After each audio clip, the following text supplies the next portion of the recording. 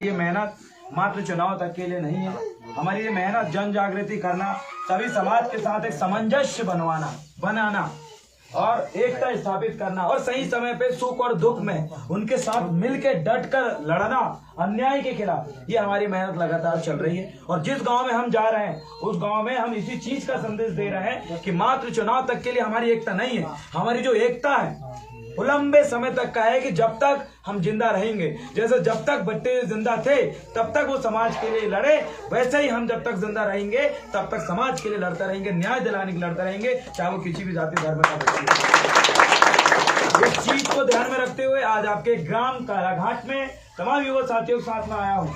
और ये जो गाड़ी दिख रही है आपको सामने, ये गाड़ी के पीछे 4 गद्दा, कंबल सब कुछ रखा हुआ है। जहाँ जाते हैं हमें लगता है कि हमें इधर रुक जाना चाहिए तो हम कहीं भी बिछा लेते हैं, फट्टी बिछाए, चद्दर बिछाए, वहीं सो जाते हैं, क्योंकि यही आंदोलन हमें एक समय बाद, यही आंदोलनों में आने वाले समय में हमें विजय पताका लहराएगा और झोपड़ी में और टूटी हुई सड़क में रहने वाले व्यक्ति भी आने वाले समय हमारे वो बच्चे जिनको हम आज पढ़ा नहीं पा रहे, हमारे वो बच्चे जिनको सही पौष्टिक आहार नहीं खिला पा रहे हैं, हमारी वो समाज जो एकता नहीं हो पा रही है, आने वाले समय में हम जितना बेहतरीन तरीके से काम कर रहे हैं, आने वाले समय में लगातार हम काम करते रहेंगे, युवाओं पे काम करते रहेंगे, सारे बुजुर्गों के आशीर्वाद से काम करते रहेंगे, वाकई हम जो बदलाव लाना चाहते हैं वो जरूर आएगा। साथियों, सम्मानीय भाइयों बहनों, मेरे युवा साथियों, चाहे सामाजिक बदलाव की हम बात करें कि समाज में किस तरह हम जिस मूल शोषित वंचित समाज से बिलोंग करते हैं, हमारा सामाजिक स्टेटस कुछ नहीं बचा है। आज राजनीति ने किस तरीके से हमारे लोगों को खत्म किया।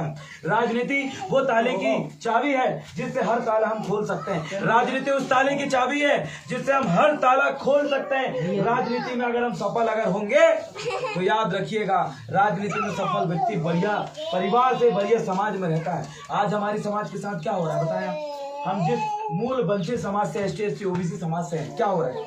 आज आपको पूछते, बताओ भैया तुम्हारे समाज को सामाजिक सम्मान का है? अरे बोले तुम कौन से समाज? आदिवासी? अरे तो मजदूरी करते रहते रहे, पीपाक पड़ रहे। कौन समाज? चमार समाज? रहे तुम तो बस ऐसे रहते हैं। तुम कौन समाज? डेहरिया समाज, मेरा समाज, कतिया समाज, तब बोले तुम तो कुछ हो ही नहीं यार। बोले तुम तब तुम्हारे समाज के लोग ऐसे हैं, तुम्हारे समाज के लोग वैसे हैं। अरे तुम तो इस ऐसो काम करा थो, तुम तो वैसो काम करा थो।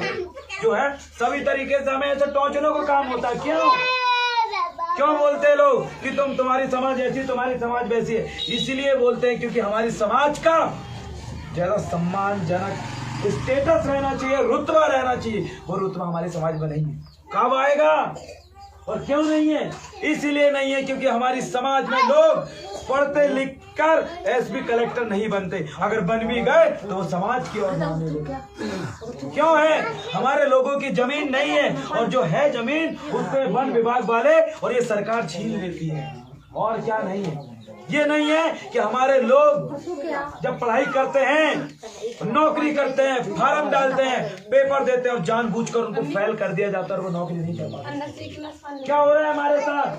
जब हम यहाँ से जाते हैं, सड़क पक्की ना होने की वजह से हमारे लोगों की हॉस्पिटल के पहले मर जाते हैं, डेथ हो जाती है। हमारे समाज का स्टेटस आप देखिए, रोड में काम करते हो हम दिखते हैं, बिल्डिंग बनाते हो हम दिखते हैं, दूसरे के यहाँ मक्का टिपकाते हो हम दिखते हैं, खंती खोदते हो हम दिखते हैं, रोजगार गारंटी का काम करते हो हम दिखते हैं।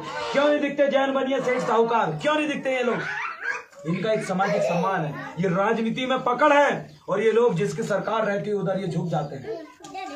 कभी ये रोड में काम करते हुए देखेंगे। छिंदवाड़ा के अंदर हमारी जो बच्चियां पढ़ने के लिए जा रही हैं, जो बच्चियां पढ़ने के लिए जा रही हैं, वो बच्चियां कपड़ा के दुकान में काम करती है, और जिस कपड़े की दुकान में वो काम करती है उस कपड़े के दुकान मालिक उनको कितनी गंदी नजर से देखता, आप महसूस करें। क्यों जाती है वो? इसलिए जाती है क्योंकि उनके पास पैसा नहीं है, मम्मी पापा कमाते नहीं है, इसलिए वो पढ़ाई करना चाहती है, और जब पढ़ाई करना चाहती है तो उनके पास पैसे नहीं है, इस वजह से ये काम करती है। हमारी माताएं बहनें दूसरे के यहाँ बर्तन मांजती है, हमारी माताएं बहनें मांजती है, आदिवासी समाज की, दलित समाज की, OBC समाज की, लेकिन कभी कोई जैन बनिया सेठ साहूकार पंडित बामन इनकी महिलाएं नहीं मानती, इनके घर की औरतें नहीं मांगती। मैं आपको ये बताना चाहता हूँ, ये राजनीति से ही सब संभव है। अगर राजनीति में हम सफल होंगे, राजनीति में ईमानदार लोग आगे बढ़ेंगे, तो वो आपके क्षेत्र में जितने प्राइवेट अस्पताल है सबको बंद कर सरकारी अस्पताल में इतना मजबूत करेंगे कि कलेक्टर का लड़का का भी वहीं इलाज होगा और मजदूरी करने वाले व्यक्ति का भी इलाज वहीं होगा। अमरवाड़ा जा रहे हैं, वहाँ डिलीवरी नहीं हो पा रही, छिंदवाड़ा रेफर।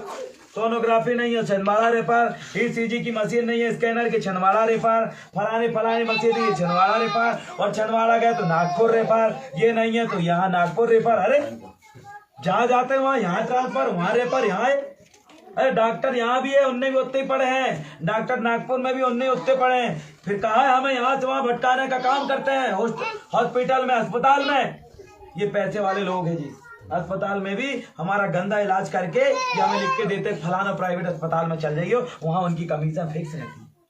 बोलते हाँ जो पैसे पहुंचाए फलाना नाम है, देख लेना, हमारे कमीशन दे देना। ऐसी कमीशन खोरी जो हॉस्पिटल में, अस्पताल में होने की वजह से हमारे लोगों का इलाज नहीं हो पाता। आप अगर सुधारना चाहते हैं कि नहीं, अगर अस्पताल के हालत सुधारना चाहते हैं तो आपको निवेदन करना चाहता हूँ, अच्छे लोगों को विधायक बनाओ। अच्छे लोग विधायक बनेंगे तब जाकर विकास होगा। नहीं तो नकुल नाथ जी बीमार होते हैं, आनंद हॉस्पिटल में इलाज करवाते हैं, और हमारे गाँव का यही काराघाट का व्यक्ति जब बीमार होता है सरकारी अस्पताल में इलाज कराते हैं। ये फर्क देखिए, अमीर व्यक्ति प्राइवेट में जाएगा, गरीब व्यक्ति सरकारी में जाएगा। गलत।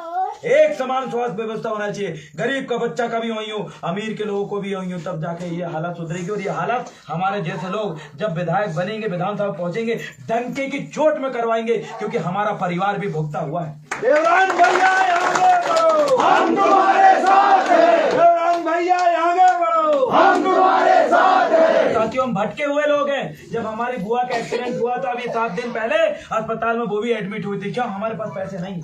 जब एडमिट हुई वहाँ डॉक्टर ही नहीं, वहाँ बाटल लगी, पूरा मुंह सोचगा है, और बाटल लगा के चल गए। डॉक्टर बोले 10 बजे आएगा। सुबह से पेशेंट एडमिट है और 10 बजे आएगा बोले। फिर 10 बजे जो गया तो शाम के 10 बजे आएगा फेरे लगाने के लिए बोले। साथियों, ऐसे भटकते हैं हम लोग। हमें एहसास है, क्योंकि हमारे परिवार के लोग जब बीमार होते हैं तो हम लोग सोनोग्राफी की मशीन कहाँ है वो ढूंढते हैं, मेडिकल कहाँ है अस्पताल में वो ढूंढते हैं। हमारे लोग जब जाते हैं देखने के लिए कि कहाँ एडमिट है हमारा फलाना, तो उनको ढूंढते रह जाते हैं, अस्पताल नहीं दिखता। इस स्थिति से हम लोग गुजरते हैं। सम्मानित साथियों, ये जो लोग विधायक बन के बैठे हैं, इनकी ये समस्या से आपका कोई लेना देना नहीं है। वे बोलते हैं आप सड़ते रहो, आप मरते रहो, बस हमें विधायक बना दो। साथियों, ऐसे लोगों को विधायक नहीं बनाना है। अगर आपका घटिया इलाज होता है, एम्बुलेंस नहीं आती है, इसके जिम्मेदार यही लोग हैं जो विधायक बन के बैठे हैं। आपका मूड दर्द दे रही है तो वही गोली, पेट दर्द दे रहा है तो वही गोली, घुटना दर्द दे रहा है तो वही गोली, और उंगली टूट गई वो दर्द दे रही है तो वही गोली, आंखी दर्द दे रही है तो वही गोली। सबरी बीमारी को एक ही गोली देते हैं वहाँ अस्पताल में। हमने देखे, हम जब 4 लड़का गए और हमने बोली कि जी हमें दर्द हो रहा है, हमें गोली चाहिए, तो वही गोली देता है। अरे जी हमारे मूड दर्द दे रहा हो तो वही गोली देता है। अरे जी हमारा तो जो है ना, हमारा जो पैर है वो पैर में मोट आ रही है, क्या बड़ा दर्द दे रहा, वही गोली दे रहा है। मतलब सब सर्दी भाई तो वही गोली। फिर जब हमने देखे एक ठही गोली सब इलाज कर रहे भैया, गोली जा कहाँ रही है। तो फिर पता करे कि जितनी मेडिकल खुली हुई है अस्पताल के आमने सामने, पूरी अस्पताल की गोलियां डब्बा की डब्बा, और जो डॉक्टर वन और जो नेता लोग मिलकर बीजेपी कांग्रेस को बेच दे रहा है प्राइवेट दुकान में। और वो डॉक्टर बोला था हाँ जी क्या होगा, सरकारी अस्पताल में जाए। हाँ जी, तो क्या करने, बाटल लेकर आओ। बाटल कहाँ से लेकर आओ? सामने मेडिकल से लेकर आओ। सरकारी अस्पताल और बाटल ले रहे सामने को प्राइवेट मेडिकल कॉलेज से 200 रुपए में, 150 रुपए में, और वहां से लेकर आके यहाँ लग रहा है भैया सरकारी अस्पताल की बाटल कहाँ चल गई, सब बेच दिया उनने। तो ऐसे लुटेरे लोग बन के बैठे, इसलिए आप और हम लोग तड़पते हैं। चाहे वो राजा कमलेश साहब हो, चाहे बीजेपी के लोग हो, ये लोग बम टन प्राइवेट अस्पताल में इलाज करवा के टन खुश रह रहे हैं, और हम सरकारी में जाके मच्छर मक्खी कटवा रहे हैं। बस यही हाल है। अब अगली चीज शिक्षा व्यवस्था में क्या हो रहा भैया, जो हो रहा है शिक्षा व्यवस्था में कि 12 साल लड़का पढ़ रहा है, बोलना नहीं आ रहा, किताब पढ़ना नहीं आ रहा, और वे अपने लड़का बच्चे प्राइवेट स्कूल में, बड़े बड़े स्कूल विद्यालय में पढ़वा के टनाटन उनके लड़के हिंदी बोल रहे हैं, अंग्रेजी बोल रहे हैं, पटवारी बन रहा है। और हम वैसा ही कहा भैया, अमीरों के लिए प्राइवेट स्कूल और गरीबों के लिए सरकारी स्कूल नहीं, हर गरीब का बच्चे भी पढ़े। हमारा मानना है जितने प्राइवेट स्कूल है सब में ताला लगाओ, और ताला लगाने के बाद क्या फायदा होगा उसका पता है? क्या फायदा होगा ताला लगने से? हमारे घर का वो बच्चा जो फटे कपड़े पहन कर जा रहा है वो भी वही स्कूल में पढ़ेगा जहां नकुल नाथ का लड़का पढ़ रहा है। दोनों जब सरकारी स्कूल में पढ़ेंगे, प्राइवेट स्कूल में ताला लग दो। सरकारी में पढ़ो, जब दोनों एक अमीर और गरीब बच्चा जब पढ़ेगा तब जाके पढ़ाई अच्छी होगी, तब जाके आपके बच्चे कलेक्टर, इंजीनियर और वकील बनेंगे। अन्यथा ऐसे ही बकरी चराते रहे, ऐसे ही खेती बाड़ी करते रहे, हम जीवन में कभी अधिकारी नहीं बन पाएंगे। सम्मानित साथियों, आज भट्टी जी हमारे बीच में होते तो आज लगातार हमें चेहरा ढूंढने की जरूरत नहीं पड़ती, प्रचार करने की जरूरत नहीं पड़ती। जैसे भट्टी जी खड़े हो हम बोलते कि भैया हम भट्टी जी वाले हैं, हम दादा उनको वोट देते। लेकिन सम्मानित साथियों, आप सभी को पता है कि आज के समय हम इसलिए प्रचार में गांव-गांव जा रहे हैं क्योंकि हमारे भट्टी जी बीच में नहीं है। भट्टी जी होते तो आपकी उंगली सीधे मनमोहन साहब भट्टी जी को जिताने के लिए जाती, क्योंकि वो भट्टी जी ही थे जो जगह जगह गांव-गांव जाकर आपके लिए आवाज उठाते थे, लड़ते थे। थाना जिनके नाम पे कपता था, पटवारी जिनके नाम पे डरता था, तहसीलदार जिनके नाम से कपने लगता था, बड़े बड़े कलेक्टर एसपी जिनके नाम पे कपने लगते थे, वो थे मनमोहन साहब भट्टी जी। और जब बीजेपी और कांग्रेस में देखे कि जो आदिवासी समाज, एससी समाज, दलित समाज, ओबीसी समाज का नेता बन रहा है भट्टी, तो उन लोगों ने कहा कि ये बताओ मेरे को, उन्होंने हमारे भट्टी जी को मारने का षड्यंत्र बनाया। जब भट्टी जी को गोली नहीं मार सके, जब भट्टी जी को धमका के नहीं डरा सके, जब भट्टी जी को कोर्ट केस में नहीं फंसा सके, तो उन्होंने कहा अब कोरोना का समय मिला है, और उन लोगों ने अस्पताल में ले जाकर गपचाप भट्टी जी को इंजेक्शन लगा के मार दिए। साथियों, आज जिन लोगों ने भट्टी जी को मारे आप सभी लोग जानते हैं, आप सभी लोग जानते हैं किन लोग, कौन सा लोग वहां पर मौजूद थे जिनने भट्टी जी को मारे हैं। और उन्होंने देखे कि भट्टी जी इनकी आवाज उठा रहे हैं, भट्टी जी इनके लिए लड़ रहे हैं, तो भट्टी जी को हमसे छीन लिया।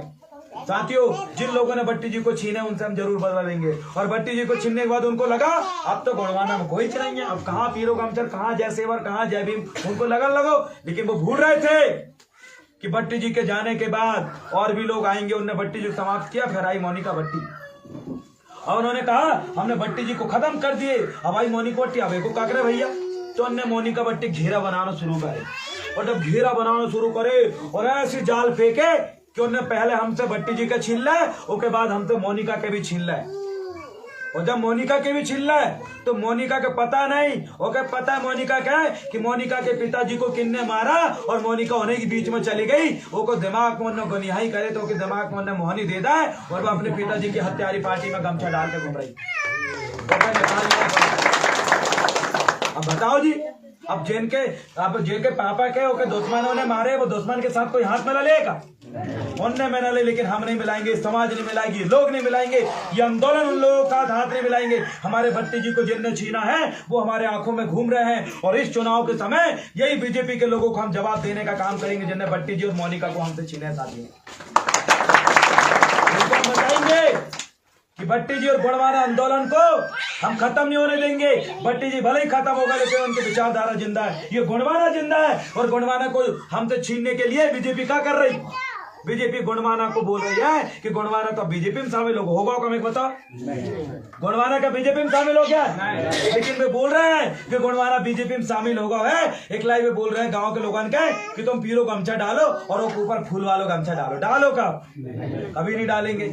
उनको बोलेंगे हम कि गोंडवाना कभी खत्म नहीं हुआ है। अरे तुमने एक मोनिका भट्टी से हमसे चोर के ले जाना है, जो समाज के तुम थोड़ी ना चोर के ले जाओ, ये बात हम उनको बोलेंगे। और डंके की चोट में मेरे साथियों, जिन्होंने भट्टी जी को मट्टी तेल डाल के जिंदा जलाने के बाद किया गया था, ऐसे लोगों को हम कभी वोट नहीं देंगे मेरे साथियों। ये बीजेपी के लोग आपको और हमें और भट्टी जी को खत्म करने की प्लानिंग कर रहे हैं, और हम लोग खत्म नहीं होंगे। बताओ बीजेपी को वोट दोगे क्या? बीजेपी ने क्या करी हमसे? गलत करिए। बट बीजेपी ने किनको छीनी है हमसे, और किसको छीनी है?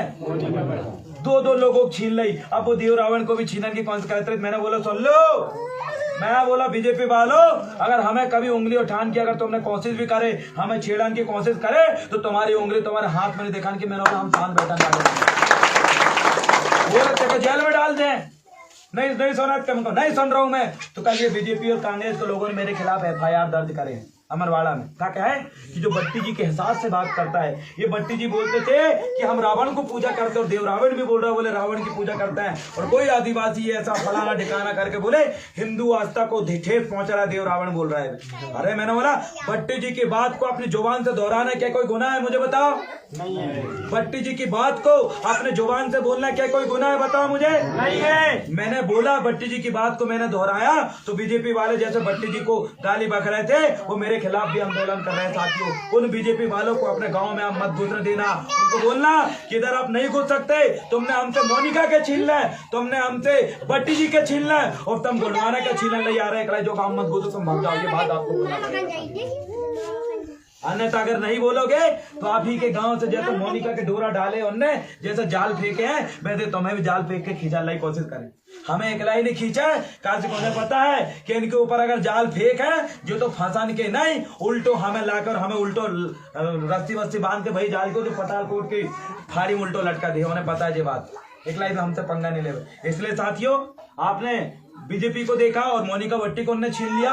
मोनिका, आपको ये साबित करना पड़ेगा कि मोनिका को छीनने के बाद गुणवाना उनसे नहीं छीना है। उनको लग रहा है कि मोनिका को हमने खींच ला है तो पूरा गुणवाना भी हमसे खेचा गया, पूरा गुणवाना हमारे सारा नाच है। इसलिए उनके इस भ्रम को तोड़ने के लिए आपको बीजेपी को कभी जीवन में वोट मत देना। अब रही बात कमलेश शाह जी की, तो अब तुम्हें पता है 2 बार विधायक 3 बार विधायक बन गए कमलेश का, बने ना? ढंग से रोड बनी का, अस्पताल की हालत सुधरी का, महिलाओं को जो है डिलीवरी वाली महिलाओं के लिए बढ़िया अस्पताल बनो का अमरवाड़ा में, तो कहा है कि लाई वोट दे कहना कमलेश शाह जी? तो हमें क्या वोट देते है और विकास नेमा जी को हो रहा, वोट तो हमके दे रहा है और विकास चौरसिया जी को हो रहा, वोट तो हमके दे रहा है और विकास हो रहा जैन बनिया बामनों को विकास हो रहा। अरे कभी हमारी तरफ भी सोच लो जी, विधायक महोदय जी कह रहे हैं वोट ले लेकर देख लो, जितोड़ महल राजा साहब को नहीं हो तो नेमा जी को महल बन गो बाजू में, महल के बाजू में। जी लोग पता है एक लाई सोच ले रहे हैं, राजा साहब तो टन पड़ रहे 2 बजे के बाद उठाते हैं और नेमा जी तब तक पूरा पैसा घटक लेते। एक लाई जो है आप याद रखना, ये कमलेश शाह जी को अगर आप वोट दोगे तो आप यही सोच के वोट देना कि कमलेश शाह को वोट हम इसलिए दे रहे ताकि नेमा जी को विकास करना है क्या तुम्हें नेमा जी को? याद रखना, मोनिका को वोट दोगे तो भट्टी जी का हत्यारों को जिताने का काम करोगे और कमलेश शाह को वोट दोगे तो जैन बनिया बामन सेठ साहूकारों को जिताने का काम करोगे। अगर आप खुद जीतना चाहते हो एसटी एससी ओबीसी आदिवासी भाई, अगर आपको खुद जीतना है तो गुणवाना और बहुजन समाज पार्टी के उम्मीदवार को जिताना पड़ेगा।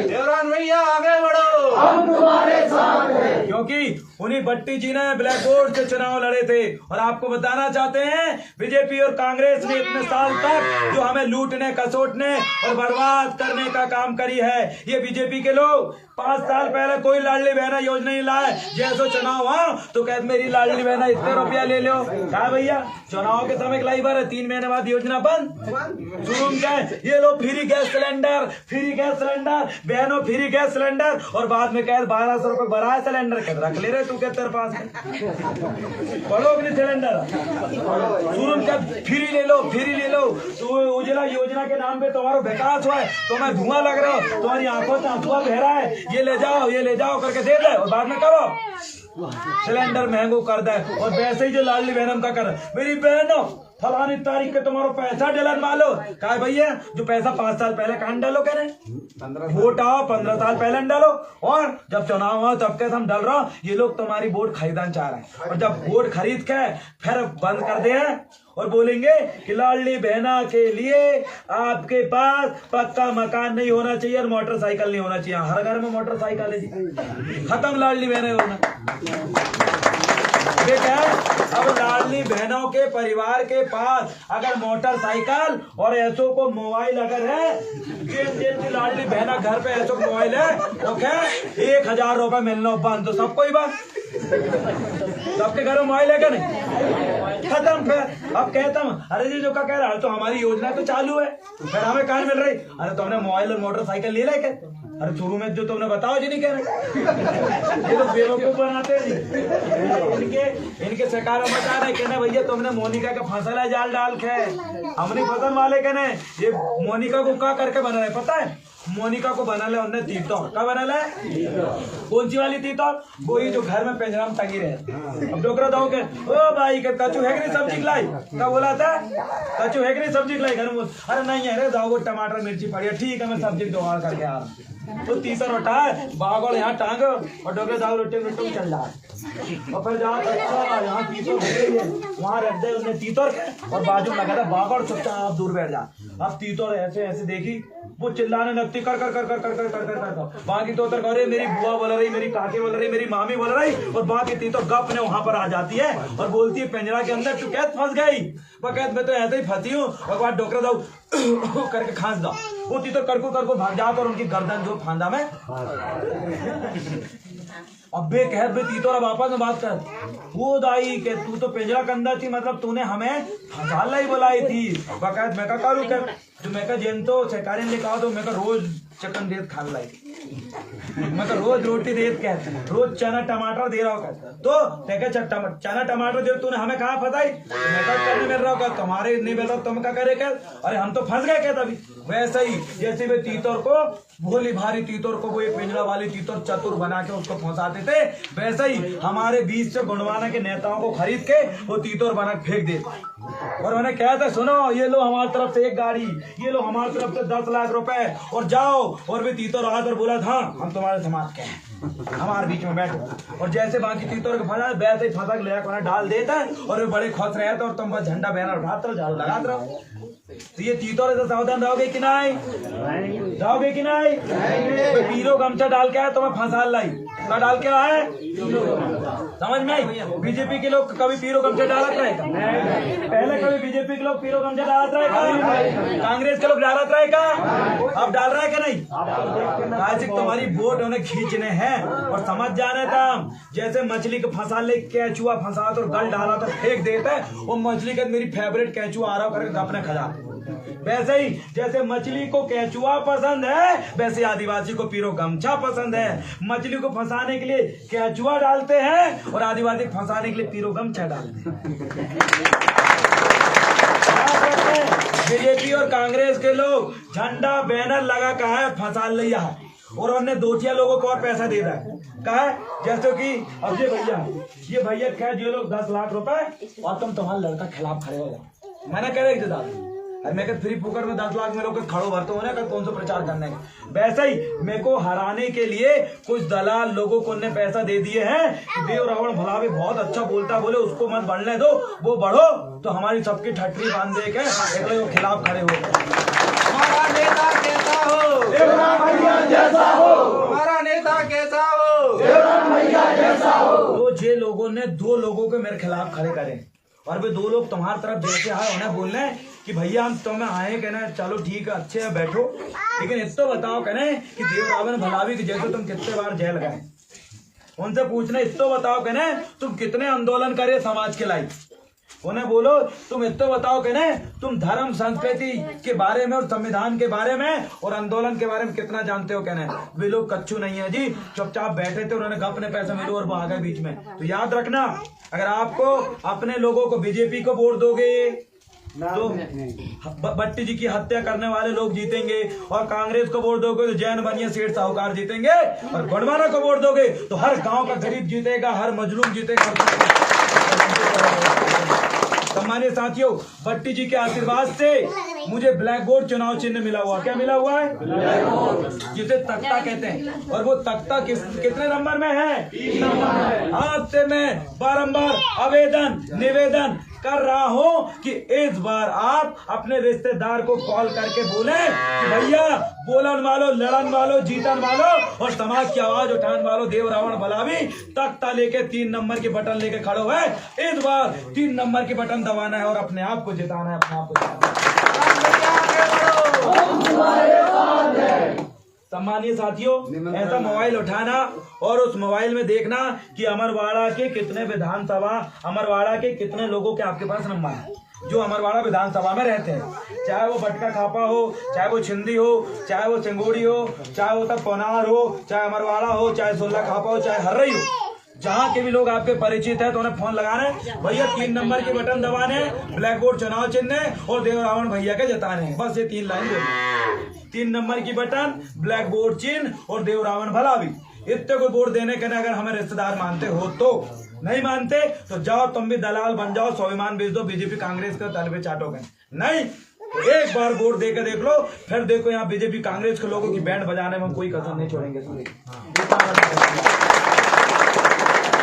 साथियों, ज्यादा लंबा ना बोलते हुए मैं आप सभी से अपने गुणवाना आंदोलन का मिशन ही रहा है कि हल्दी चावल, हल्दी वाला पीला चावल घर में अगर डालते तभी अपने घर में कोई व्यक्ति आता है। तो मैं सम्मानीय सभी बुजुर्गों से निवेदन करना चाहता हूं कि हल्दी वाला ये चावल आप घरों घर डालें और उनको बोलो कि 3 नंबर में बटन दबाना, ब्लैक बोर्ड जिसमें है 3 नंबर की बटन और देव रावण भलावी 3 नंबर की बटन, ब्लैक बोर्ड चुनाव चिन्ह और देव रावण भलावी को आपको जिताना करके हर गांव में निमंत्रण डालिएगा।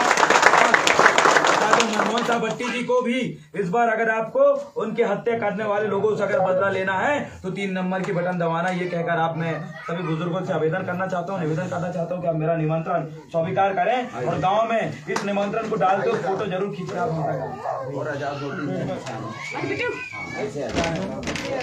करो ना उधर से फोटो खींचने अच्छा हमारे साइड में डाला